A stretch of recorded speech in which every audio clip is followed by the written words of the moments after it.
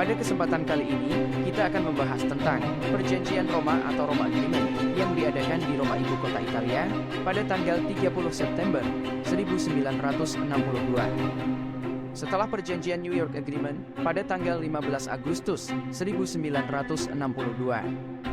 Kedua perjanjian tersebut dilakukan tanpa keterlibatan satupun wakil dari rakyat Papua, padahal perjanjian itu berkaitan dengan keberlangsungan hidup rakyat Papua.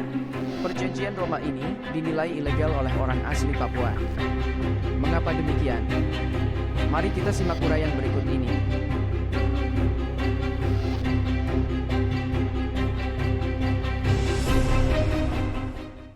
Perjanjian Roma, Roma Agreement diadakan di Roma, ibu kota Italia, pada 30 September 1962 setelah Perjanjian New York Agreement pada 15 Agustus 1962.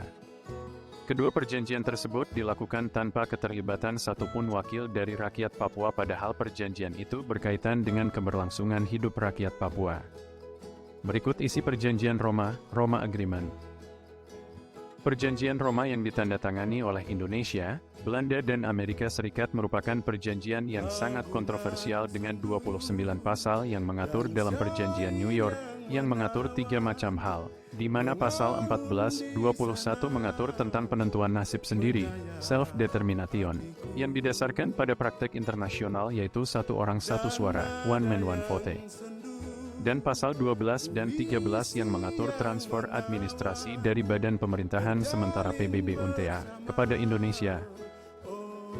Berdasarkan perjanjian tersebut, klaim Indonesia atas tanah Papua sudah dilakukan pasca penyerahan kekuasaan wilayah Papua Barat dari tangan Belanda kepada Indonesia melalui Badan Pemerintahan Sementara PBB UNTA pada 1 Mei 1963.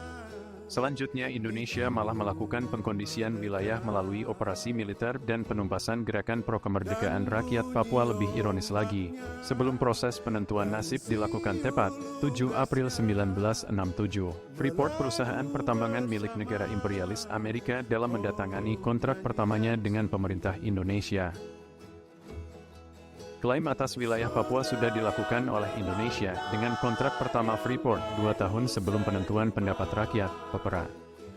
Sehingga dari 809.337 orang Papua yang memiliki hak suara hanya diwakili 1.025 orang yang sebelumnya sudah dikarantina dan cuma 175 orang yang memberikan pendapat. Musyawarah untuk mufakat melegitimasi Indonesia untuk melaksanakan PEPRA yang tidak demokratis, penuh teror, intimidasi dan manipulasi serta adanya pelanggaran HAM berat. Hak asasi rakyat Papua tidak ada nilainya bagi Indonesia. Sebelum dan sesudah PEPRA yang ilegal dilakukan, adapun daerah operasi militer (DOM) dilakukan di seluruh tanah Papua. Dari tujuannya Indonesia mengkoloni Papua Barat sebagai daerah jajahan sampai saat ini dengan militeristik dan sistem yang ganas.